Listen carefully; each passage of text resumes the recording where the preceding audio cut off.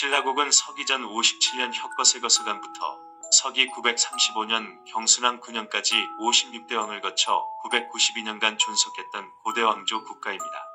경주 평야에 있던 6개 시족 집단의 연합으로 발족된 신라는 주위의 여러 소국들을 지배하였습니다. 제23대 버풍왕 때부터 제29대 태종무열왕의 즉위 때까지 신라는 중앙 집권적인 귀족 국가를 완성하고 대외적으로 크게 영토를 확장하였습니다. 이때 국호를 계림, 서라벌에서 신라로 정했으며 마립간 대신 중국식 왕호를 사용하면서 중국과의 교류가 활발하였습니다. 혁거세 거서관은 신라의 초대 국왕입니다. 고려 때 이련스님의 삼국유사에는 남산의 서쪽에 있는 지금의 창림사에서 사로국의 육부 촌장들이 임금을 세우기 위해 알천 언덕 위에 모였습니다.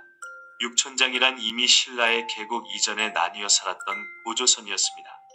삼국유사에는 양산 및 나정이라는 우물 근처에 신기한 빛이 하늘에서 땅에 닿도록 비추고 있었는데 이때 흰말 한 마리가 꿇어앉아 절하는 형상을 하고 있었습니다. 거기에는 커다란 알이 하나 있었고 드디어 말이 하늘로 날아가자 사내아이가 알을 깨고 나왔습니다. 동천에 목욕시켰더니 몸에서 광채가 나고 새와 짐승들이 춤을 추었습니다. 이 아이가 박혁거세입니다. 혁거세는 기원전 37년 경주에 썸을 쌓아 금성이라 하였고 기원전 32년에는 금성에 궁시를 지었습니다. 이 설화에 따르면 혁거세 거서관은 제위 62년 만에 하늘로 승천하였다가 7일 만에 떨어져 딸 아로가 제사장이 되어 사릉에 장사 지냈다고 합니다. 신라 제2대왕 남해 차차웅은 시조 박혁거세의 아들이며 이름은 남해 또는 미네이고 차차웅이라는 칭호를 사용한 유일한 왕으로 거서관과 같이 제사를 맡은 우설은이라는 뜻을 지녔으며 신라 방언으로는 자충이라고 했습니다. 즉위한 뒤 3년째인 6년에 시조의 묘를 세우고 누이 동생 아로로 하여금 제사를 맡게 했습니다.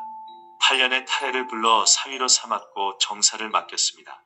외구의 침입에는 정병을 보내어 막고 가뭄에는 곡식 창고를 열어 백성을 구제했습니다. 제위 21년째 24년에 죽어 사릉원에 묻혔습니다. 신라 제3대왕 유리이사금은 부왕 남해 이사금과 문제부인 소생의고 형 박대서지가 있었고 즉위 17년 북쪽에 맥국이 쳐들어왔으나 이를 물리치고 우호관계를 맺었습니다. 남해 차차웅이 죽게 되어 즉위할 때가 되자 대보 탈해에게 왕위를 양보했으나 탈해 역시 사양했고 둘이서 떡을 씹어 이자국을 비교해 본 뒤 이수가 많은 사람이 즉위하기로 결정하였습니다. 이때 유리의 이자국이 많아 왕위에 올랐으며 이사금이라는 칭호도 이자국을 뜻하는 말이라고 합니다. 제위 34년 만에 죽었으며 탈해를 즉위시킬 것을 유언으로 남겼으며 사릉원에 장사 지냈습니다. 신라 제4대왕 탈해 이사금은 석시의 시조이자 왕으로 이름은 탈해 또는 토해, 칭호는 이사금입니다. 삼국유사와 삼국사기의 출생에 대한 기록이 전해지는데 알에서 태어나 사람들에게 버림받아 괴짝에 넣어진 것을 한 노인이 거두어 양육했다고 합니다. 학문과 지리에 두루 통달하여 남해 차차웅이 사위로 삼았으며 장인이 정사를 맡겨 대신 돌보기도 하였고 57년에 유리 이사금의 유언에 따라 왕위에 올랐습니다. 외국과는 친교를 맺었으며 백제의 공격에는 기병으로 격퇴하였습니다. 65년 국호를 계림이라 이때 정하였습니다. 죽은 뒤 성의 북쪽 양정 언덕에 묻혔으며 토암산신으로 추앙되었다고 합니다. 신라 제5대 왕 파사 이사금은 성은 박, 이름은 파사, 칭호는 이사금. 탈해 이사금 사후 태자 일성보다 뛰어난 위엄과 현명함으로 왕위에 올랐으며 검소하고 백성을 사랑했으므로 백성들이 따랐다고 합니다. 제위 기간 동안 음직벌국을 비롯하여 실직국, 압도국 등 주변 소국들을 정복하여 영토 확장에 힘썼고 특히 가야와의 관계에서 우위를 유지했습니다. 32년간 제위했으며 112년에 죽어 사릉원에 묻혔습니다. 신라 제6대 왕 지마이사금은 파사이사금의 장남으로 성은 박, 이름은 지마 또는 지미, 칭호는 이사금입니다. 113년 백제가 사신을 보내왔으므로 백제와는 원만한 관계를 유지했으나 가야와는 사이가 좋지 않아 침공과 정벌을 반복했습니다. 121년에는 외가 침공으로 123년 협상 끝에 외와 강화를 맺었습니다. 제위 중후반기에 메뚜기 때의 습격으로 기근이 발생했고 폭우와 지진, 가뭄 등 자연재해가 잇따랐습니다. 제위 23년 만에 후사 없이 죽어 일성 이사금이 뒤를 이었습니다.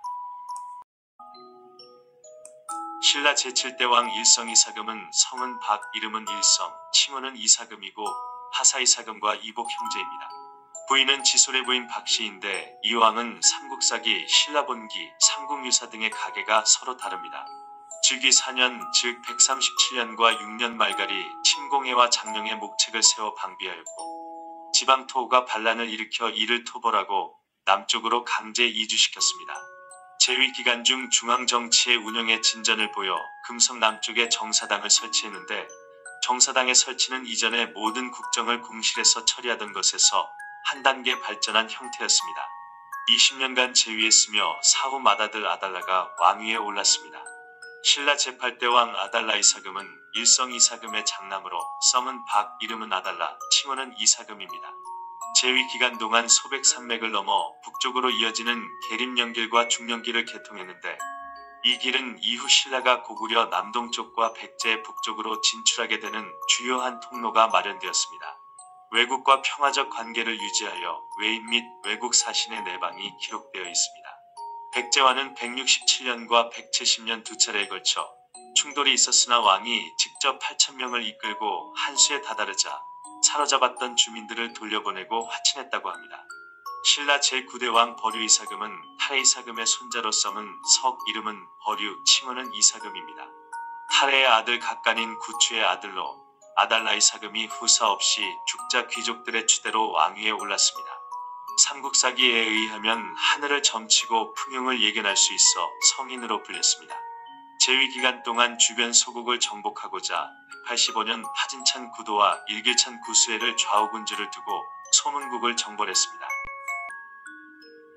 신라 제10대왕 내 이사금, 이름은 내해 또는 여비고 칭호는 이사금입니다. 버류 이사금의 태자인 골정과 둘째 아들 이매가 일찍 죽고 골정의 아들 조분이 해손이 왕위를 이어야 했으나 나이가 어려 즉위하지 못하고 이매의 아들인 내해가 즉위하였습니다. 제위 기간 동안 백제 침입이 빈번하였고 드디어 214년 요차성에 쳐들어온 백제군에 반격하여 백제의 사연성을 함락시켰습니다. 제위 기간은 35년이었고 당시 어렸던 조분이 왕위를 계승했습니다. 신라 제11대왕 조분 이사금, 이름은 조분 또는 재분, 칭호는 이사금입니다.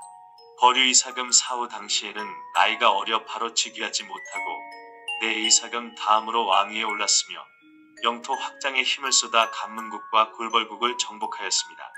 232년 외병의 침입에는 전투에 직접 나가 이들을 격퇴하고 화공으로 적의 배들을 불태웠습니다.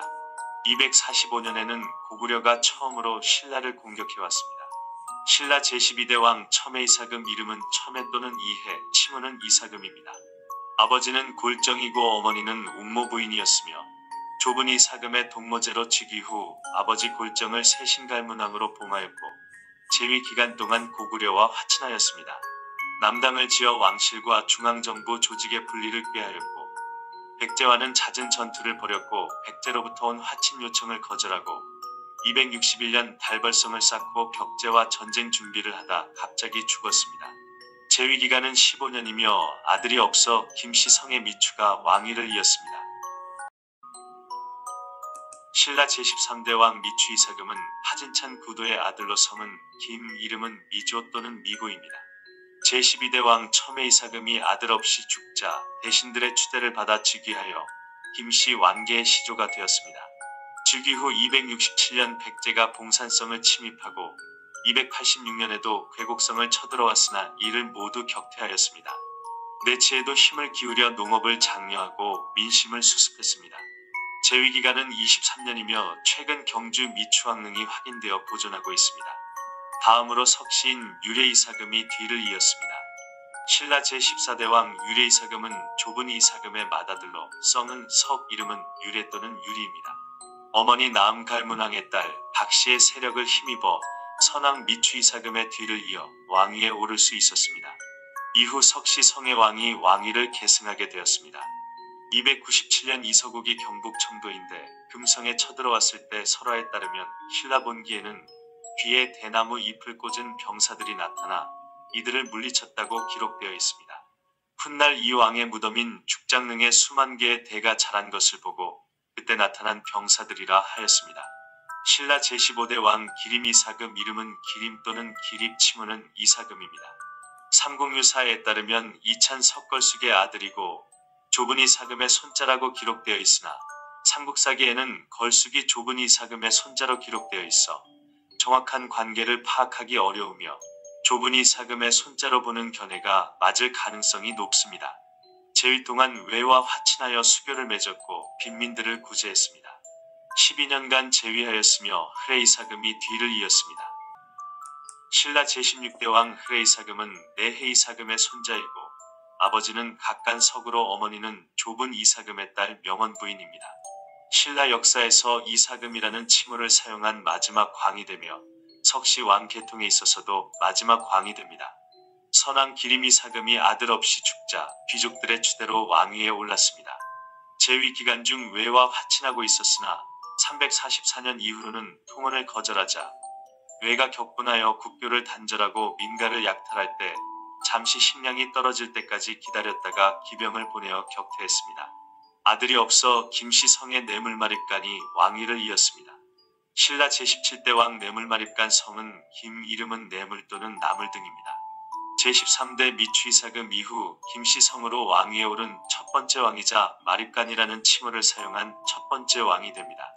제위 기간 동안 고구려의 도움으로 백제와 왜군을 격파하였는데 이후로 고구려의 간섭이 심해져 이찬 대서지의 아들 실성을 볼모로 보내야 했습니다. 이때에 이르러 비로소 국가체제가 정비되었으며 왕권이 강화되어 이후 김씨가 왕위를 세습하게 되었습니다. 신라 제18대 왕 실성 마립간은 김알지의 후손으로 이름은 실성, 칭호는 마립간입니다. 392년 뇌물마립간 때에 고구려의 볼모로 갔다가 401년에 돌아와 뇌물마립간 사후 왕위에 올랐는데 뇌물마립간에 아들이 있었음에도 실성이 즉위한 배경에는 고구려가 군사적으로 영향력을 행사한 것으로 보입니다. 뇌물마립간 때문에 자신이 볼모로 간 것을 원망해 그의 아들 내지를 고구려의 볼모로 보냈습니다. 외가 포항으로 쳐들어오자 직접 기병을 이끌고 가 300여 명을 포로로 데려오기도 하였습니다. 즉위년에 볼모로 보낸 복호가 15년 후 돌아와 이 왕을 죽이고 다음 마립간이 되었습니다. 신라 제19대 왕 눌지마립간은 뇌물마립간의 아들로 이름은 눌지 또는 내지이고 칭호는 마립간입니다. 401년 고구려의 볼모로 갔다가 417년에 돌아와 선대왕 실성마립간을 시해함으로써 즉위하게 되었습니다. 왕위에 오른 뒤 같이 볼모로 잡혀갔던 동생 복호를 귀국시켰습니다. 이후 고구려와 정상적인 외교관계를 유지하면서도 고구려의 남진 정책에 대비하기 위해 백제와 동맹을 맺었습니다. 429년 2175기리에 저수지보를 축조하고 438년에는 백성들에게 서로 농사짓는 방법을 가르쳐 농업 생산력의 발전을 꾀했습니다. 신라 제20대 왕 자비마립간은 눌지마립간의 장자로 이름은 자비, 칭호는 마립간입니다.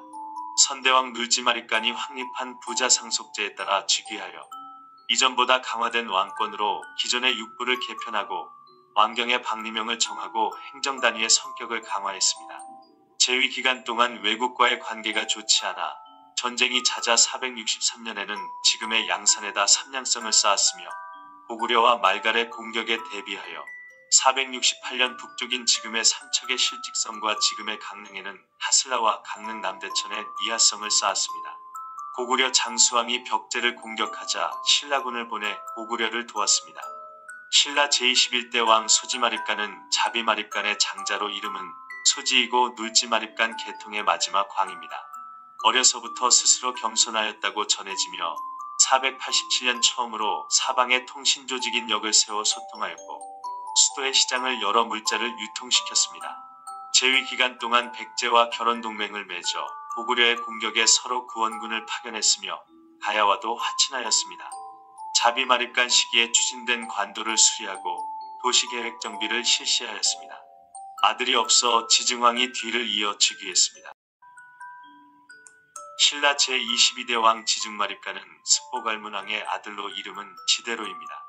64세의 나이로 왕위에 올라 국가 전체의 체제를 정비하였으며 농업을 장려하여 경제적 토대를 만들면서 국가체제의 개혁을 시도하였습니다. 503년에는 국호를 신라로 확정하고 방언인 마립간의 칭호도 중국식 왕으로 이왕이 고쳤습니다. 중국과의 교류를 통해 그들의 제도를 도입하는 등 중앙 집권적 귀족 국가로서의 통치체제를 갖추기 시작했습니다. 죽은 후 시효를 지증이라고 했는데 신라의 시효 제도는 중국 제도를 받아들여 이때부터 시작되었습니다. 512년 지금의 울릉도인 우산국을 이사부가 지금의 강릉인 하슬라주의 군주가 되어 신라의 토산문을 바치기로 하여 귀속시켰습니다. 제위 15년인 79세로 죽었습니다. 신라 제23대 버풍왕은 지증마립간과 소지마립간 후비였던 연제부인 박씨 사이에서 태어났습니다.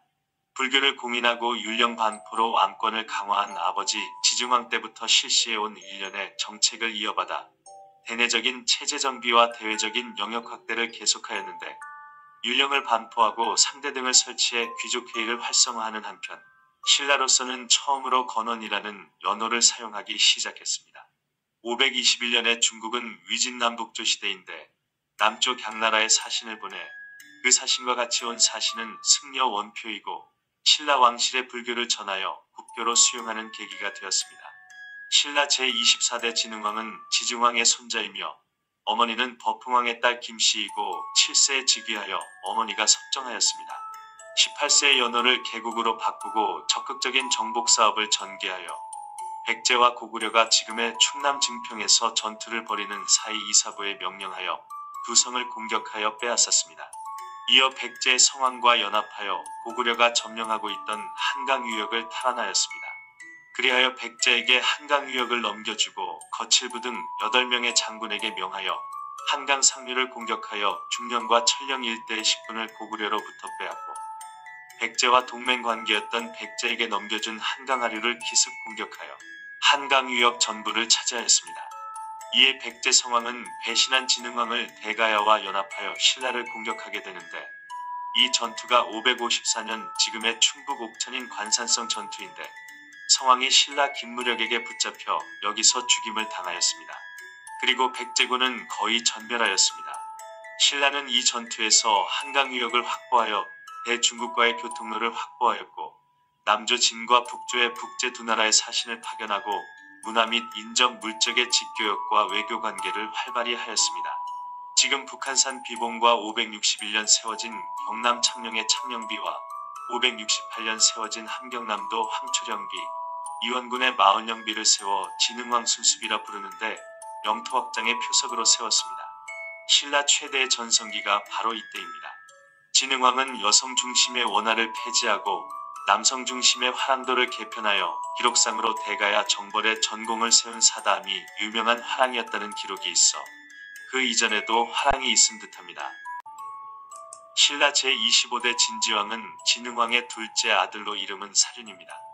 태자 동륜이 죽었고 동륜의 아들이고 진흥왕의 태손이 있었지만 사륜이 거칠부의 세력에 힘입어 왕위에 올라 즉위하자마자 이찬 거칠부를 상대 등으로 사막 국사를 맡겼습니다.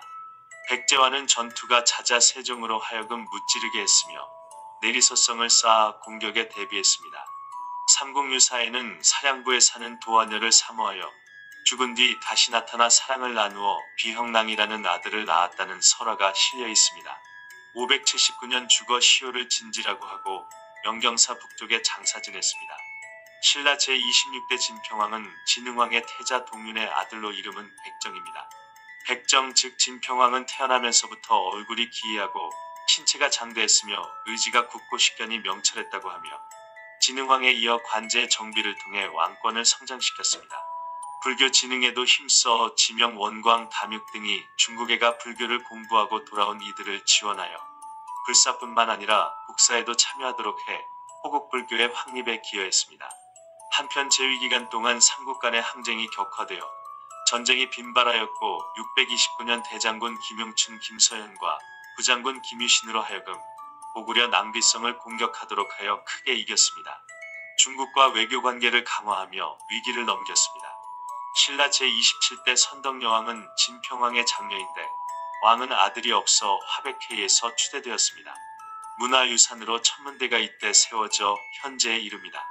호국사찰인 선덕여왕 14년 즉 645년 황룡사에 황룡사구 충목탑을 세우는데 높이가 80m에 달해 동양 최대의 건축물을 세워 불교 사상과 왕실의 권위를 높여 정치력을 과시하였습니다.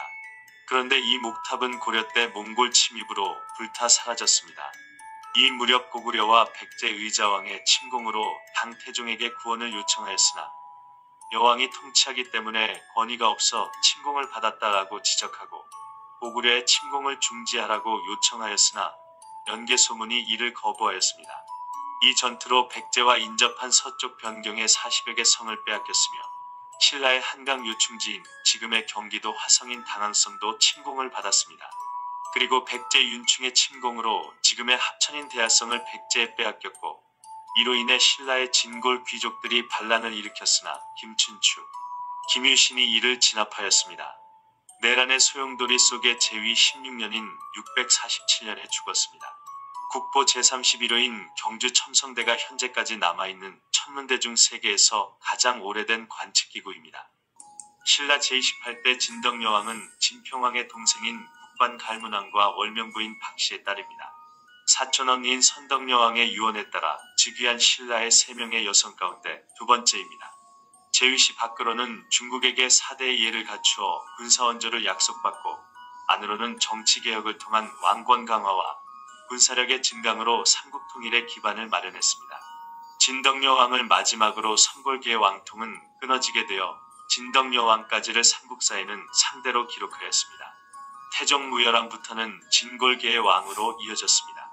신라 제29대 태종무열왕은 최초의 진골 출신 왕으로 이름은 춘추입니다. 선대왕 진덕왕이 자식 없이 죽자 상대 등 알천과 귀족들의 추대로 왕위에 올랐습니다.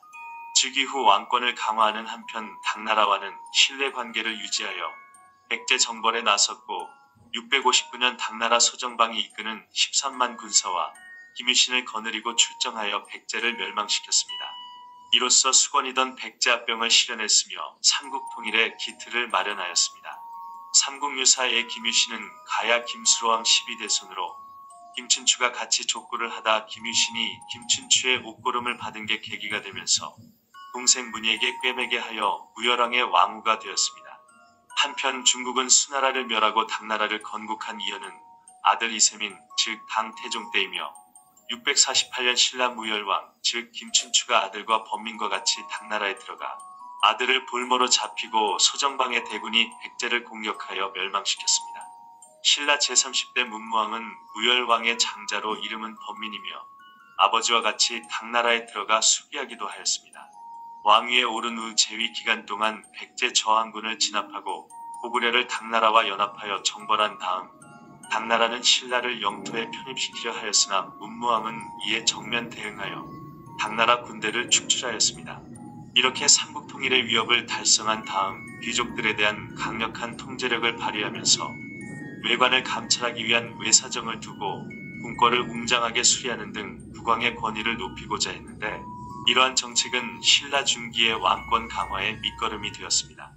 681년에 죽자 유언에 따라 화장한 다음 동해안에 능을 만들었습니다. 지금의 경상북도 경주시 양북면 동길리 간포 앞바다에 있는 대왕함이 문무왕의 능입니다. 신라 제31대 신문왕은 문무왕의 장자로 이름은 정명 또는 명지, 자는 일초입니다. 제위 초반인 681년에 김음돌 등의 모반을 평정하고 귀족들에 대한 대규모 숙청을 단행하여 절대왕권을 확립했으며 국학을 세워 유교적 정치 질서를 수립했으며 관리제도를 정비했습니다. 지방통치제도도 구주오수경으로 개편했습니다. 이러한 정책 기조 위에서 지방제도를 조정했고 귀족들의 노급을 폐지하여 매년 세조를 지급하게 함으로써 국왕을 정점으로 한 중앙집권화를 추진했습니다. 경주 감은사는 문무왕의 아들 신문왕이 문무왕을 위해 지은 원찰이며 지금의 대구광역시인 달구벌에 천도하려 했으나 실현하지는 못했습니다. 경주 낭산 남동쪽에 능이 있습니다. 신라 제32대 효소왕은 신문왕의 아들로 이름은 이홍 또는 이공입니다. 6살의 어린 나이에 즉위하였기 때문에 모후인 신모광후가 섭정했는데 제위 9년이던 700년 신모광후가 죽고 702년에는 효소왕이 죽었으므로 제위 기간 동안의 지적은 신모광후의 섭정에 의한 것으로 추정됩니다. 관제를 정비하고 의학교육기관인 의학을 설립했습니다. 고구려 옛 땅을 수복을 위해 지금 지금의 개성직할시, 즉 송악성과 우잠성을 쌓았고 서라벌에는 시장을 설치해서 유통을 도왔습니다. 어렸을 때부터 병약하여 16살의 나이로 죽었습니다. 경상북도 경주시 조양동 산 8번지에 있는 능을 효서왕릉으로 추정하고 있습니다. 신라 제33대 성덕왕은 신문왕의 둘째 아들로 이름은 윤기이고 효서왕이 아들이 없이 죽자 귀족들의 추대를 받아 즉위하였습니다. 정치 사회적으로 통일신라의 전성기를 이룩하였으며 상대 등의 역할이 약화되었고 상대적으로 중대의 역할이 두드러진 시기입니다. 유교적 기상에 맞는 구휼 정책을 적극 시행하여 백성들을 구제했으며 722년에는 백성들에게 정전을 지급했는데 이는 국가의 안정된 세이번을 체계적으로 확보하고자 한 것으로 보입니다. 735년에는 당나라로부터 패강 즉 대동강 이남 지방의 땅을 공식적으로 인정받았습니다. 강원도 평창의 상원사 동종과 성덕대왕 신종 즉 에밀레종은 경덕왕이 아버지 성덕왕의 공덕을 널리 알리기 위해 만들려고 했다가 뜻을 이루지 못하고 그 뒤를 이어 해공왕이 771년에 완성하니 성덕대왕 신종이라 일컬었다는 내용이 적혀 있습니다. 처음에는 봉덕사에 달았다고 해서 봉덕사종이라고도 하였으며 주종작업이 계속 실패하자 끓는 쇳물에 아이를 던져 넣어 종이 완성되었다는 설화가 전해지며 현재 국립경주박물관에 있습니다. 신라 제34대 효성왕은 성덕왕의 둘째 아들로 이름은 승경입니다. 형이자 태자인 준경이 일찍 죽어 태자로 책봉되었다가 16세의 어린 나이에 즉위하여 성덕왕 때부터 원만한 관계를 유지해온 당나라와 외교 관계를 강화하고 도덕경 등의 선진 문물을 받아들였습니다. 재위 기간 중 파진찬 영종의 모반 사건이 있는 등 정치적 안정을 누리지는 못한 것으로 보입니다. 그리고 재위 6년 차의 젊은 나이로 죽었습니다. 신라 제35대 경덕왕은 성덕왕의 셋째 아들로 이름은 헌영입니다. 효성왕이 자식이 없자 739년에 태자로 책봉되었다가 742년 왕위에 올랐습니다. 강대해진 귀족 세력을 견제하고 전제왕권을 강화시키기 위해 정치개혁을 시도했으며 당나라의 문화를 수입하여 신라 문화의 황금시대를 이룩하고 산업발전에도 힘썼습니다. 불교 중흥에도 노력하여 황룡사의 종을 주주하고 불불사를 비롯하여 영흥사, 원현사, 불국사 등 절을 세웠고 석굴암도 이때 축조되었습니다. 그러나 귀족 세력을 누르고자 했던 개혁 정치는 실패로 돌아가 말년에는 귀족 세력과 정치적으로 타협할 수밖에 없었습니다. 경주 모지사의 서쪽 언덕에서 장사 지냈다고 하는데 왕릉은 월성군 내남면 부지리에 있습니다. 신라 제36대 해공왕은 경덕왕의 아들로 이름은 건운입니다. 3세의 태자로 책봉되어 765년에 경덕왕이 죽자 8세의 어린 나이에 왕위에 올랐으므로 초기에는 태우인 만월 부인이 섭정했습니다. 선대부터 약화된 왕권과 지배층의 갈등으로 모반이 계속 이어지다가 결국 780년에 김지정의 반란 사건을 토벌하는 중에 살해되었습니다. 해공왕을 마지막으로 태종 무열왕계의 왕통이 단절되었고 내물왕계가 왕위를 계승했는데 이는 전제왕권 즉 중대시대가 저물고 귀족연립의 시대로 넘어가는 전환점이 되었습니다. 신라 제37대 선덕왕은 내물마립간의 10대손으로 이름은 양상입니다. 병약한 해공왕 제위 시 일어난 김지정의 반란을 토벌하는 가운데 해공왕과 왕족이 피살되자 상대 등에 있다가 스스로 왕위에 올랐습니다. 즉위한 후 흉년이 그치지 않았고 정치적으로도 불안한 상태가 계속되었습니다.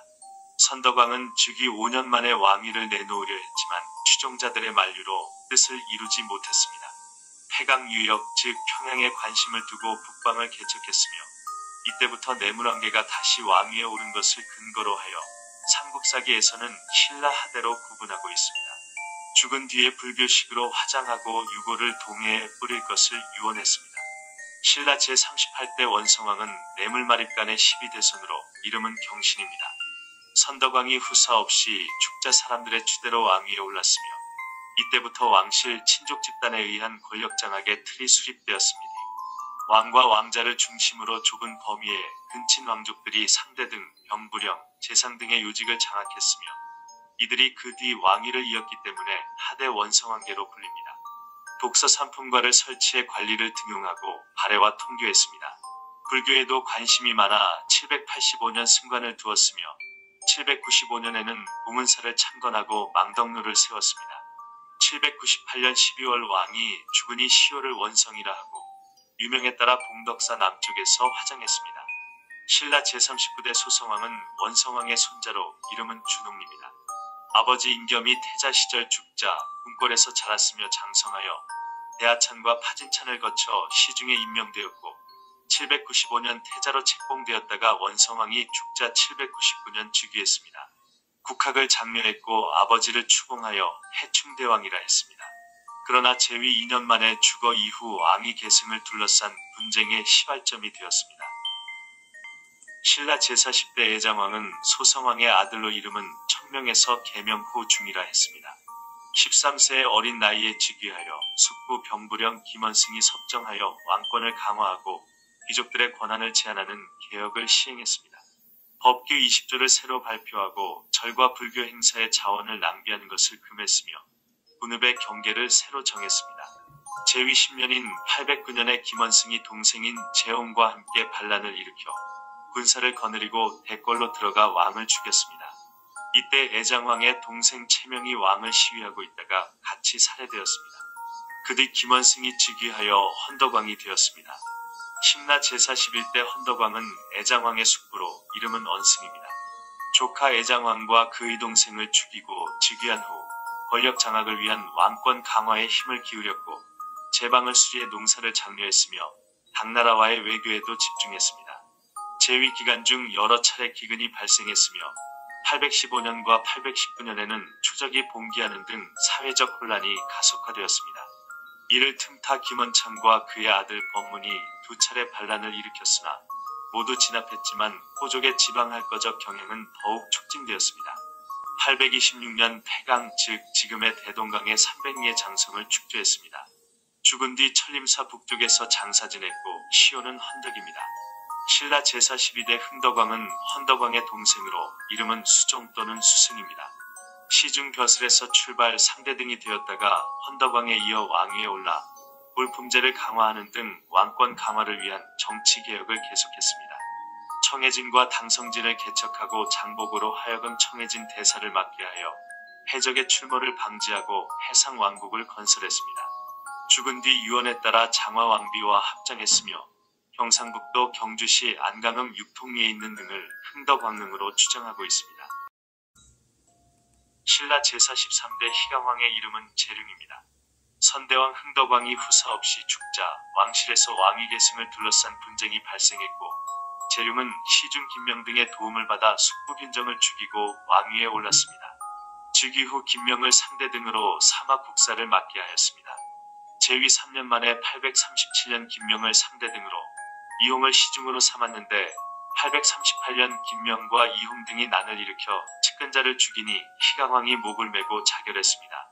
소산에 장사 지냈습니다. 신라 제44대 민해왕은 원성왕의 손자 대하찬 춘공의 아들로 이름은 명입니다.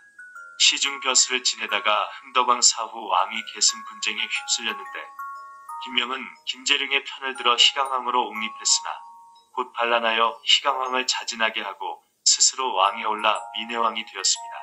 하지만 분쟁 중 적이 되었던 김우징의 반격에 이기지 못하고 패배하여 재위 2년에 살해되었습니다. 민해왕을 전후로 한신라 지배층의 분열과 왕권의 추락은 이후 신라가 멸망하는 주된 요인이 되었습니다. 신라 제45대 신무왕은 상대 등을 지낸 김균정의 아들로 이름은 우징입니다. 흥덕왕 때 시중 벼슬을 하다가 왕실 친족 간에 벌어졌던 왕위 계승 투쟁 과정에서 아버지 김균정의 복수를 하며 민해왕을 죽이고 왕위에 올랐습니다. 신라 하대 권력 투쟁의 대표적인 인물로 왕위에 오른 지 반년 만에 종기를 앓다가 죽었습니다. 흥덕왕부터 희강왕, 민해왕, 신무왕으로 이어지는 지배층의 내분과 왕권의 추락은 신라가 쇠망해가는 주된 요인이 되었습니다. 신무왕은 신라 왕들 가운데 재위 기간이 가장 짧았던 반년의 왕이었습니다.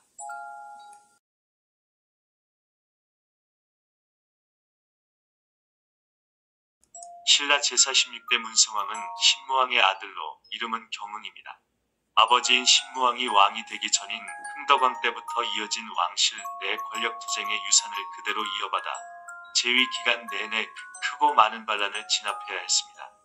841년 홍필의 반란을 필두로 장보고가 자신의 딸이 왕비가 되지 못한 것에 대한 불만으로 846년에 반란을 일으켰고 847년에는 양순과 흥종의 반란이 849년에는 김식과 대은이 반란을 일으켰습니다.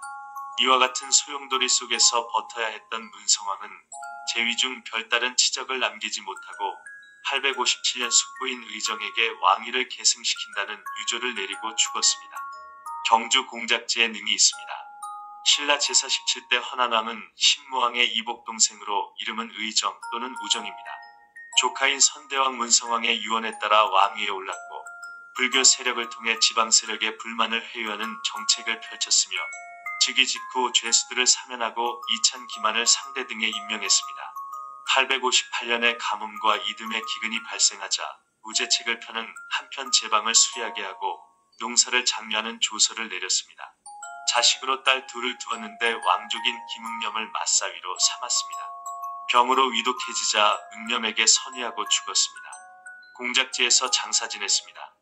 신라 제사 18대 경문왕은 희강왕의 손자로 이름은 응념입니다. 선대왕 헌안왕이 아들 없이 축자 사위의 자격으로 왕위에 올라 진골 귀족 세력의 각종 모반과 지방의 반란을 평정하고자 노력하였고 재위 기간 동안 불교와 국학에 많은 관심을 가졌습니다.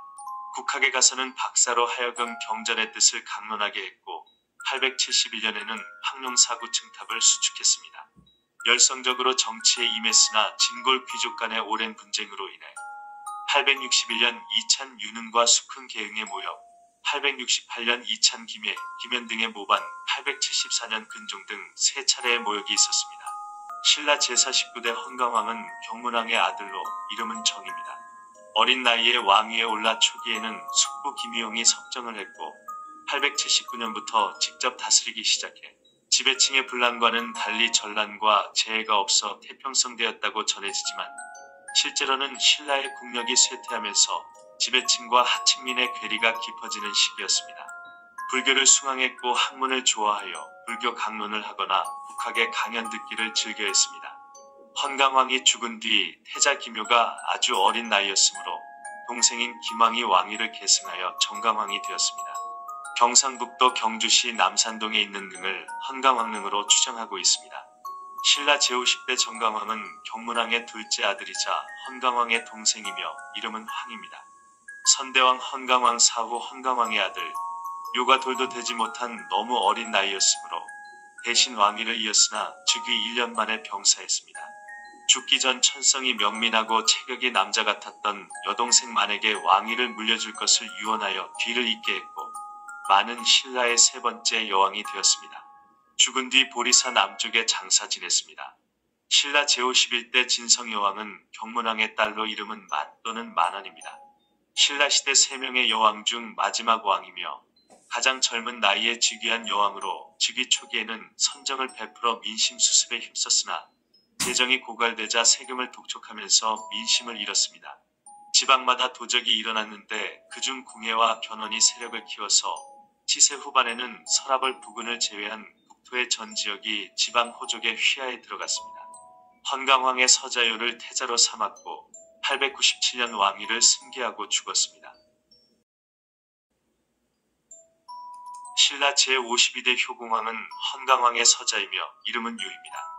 효공왕은 헌강왕이 사냥을 나갔다가 만난 여인과의 사이에서 낳은 아들로 진성여왕에 의해 895년 태자로 봉해지고 이어 왕위를 물려받았습니다. 재위 기간 동안 천첩에 빠져 정사를 돌보지 않아 궁예에게 30여 개의 성을 빼앗겼으며 견훤에게 남쪽의 10개 성을 빼앗기는 등 신라의 영토는 축소되고 후백제와 후고구려의 세력이 확장되면서 신라 왕실의 권위 또한 추락하게 되었습니다. 912년 죽은 뒤 시호를 효공이라고 하고 사자사 북쪽에 장사 지냈습니다. 현재 경상북도 경주시 배반동산에 있는 능을 효공왕릉으로 추정하고 있습니다. 신라 제53대 신덕왕은 신라 하대 최초의 박씨왕으로 이름은 경위 또는 수종입니다. 신라 초 제8대 아달라이 사금의 직계 후손으로 추정되며 선대왕 효공왕이 아들이 없이 죽었으므로 귀족들의 추대를 받아 왕위를 이었습니다. 당시 신라는 후고구려의 궁예와 후백제의 견훤 세력이 크게 확장하여 국가적 위기 상황에 놓여 있었습니다. 두 아들 승영과 위응이 각각 54대 경명왕과 55대 경혜왕으로 왕위를 계승하였고 죽은 뒤 시호를 신덕이라 하고 축성에 장사 지냈습니다. 삼국유사에는 화장한 뒤 뼈를 자면 남쪽에 뿌렸다고도 전합니다. 지금의 경주 남산 서쪽의 삼릉 중 하나가 신덕왕릉으로 전하지만 곱은 구조상 10세기 신덕왕의 것으로 보기는 어렵습니다. 신라 제54대 경명왕은 신덕왕의 아들로 성은 박, 이름은 승영입니다. 신덕왕 사후 왕위에 올랐는데 재위 기간 중 왕건이 고려를 건국하여 후삼국의 세력 다툼이 더욱 극심했고 신라는 왕경인 경주를 중심으로 일부 지역을 다스리는 데 불과했습니다. 고려와 후당의 친선 관계를 맺고 국세를 회복하고자 했으나 이루어지지 못했고 현승의 반란 등으로 신라의 몰락은 가속화되었습니다. 재위 중 여러 가지 변괴가 있었다고 하는데 919년 사천왕사 벽화의 개가 울었고 927년 황룡사탑의 그림자가 사지 근무에 집들의 열흘이나 머물렀으며 사천왕사 오방신의 활줄이 모두 끊어지고 벽화의 개가 뜰로 쫓아나왔다는 기록들이 있습니다.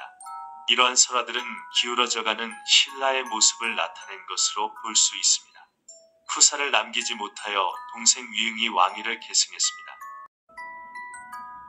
신라 제55대 경혜왕은 신덕왕의 아들로 성은 박, 이름은 위응입니다. 신라말 혼란기에 즉위하여 왕위에 오른 후 고려와 결탁하여 후백제를 견제하고자 했으나 이를 눈치챈 견훤이 신라 도성에 침입했고 경혜왕은 견훤의 자결 강요로 인해 죽음을 맞이하게 되었습니다. 재위 기간 중 황룡사에서 300여 명의 선승이 참여한 모임인 백자통설선교를 개최한 적이 있는데 이것이 이후 대규모 선승 모임의 시초가 되었습니다. 능은 경주 해몽령에 있습니다. 신라 제56대 경순왕은 김알지의 27세 손이고 신라의 마지막 왕으로 성은 김, 이름은 부입니다. 후백제의 침공으로 인해 경혜왕이 죽고 견훤에 의해 왕위에 올랐습니다.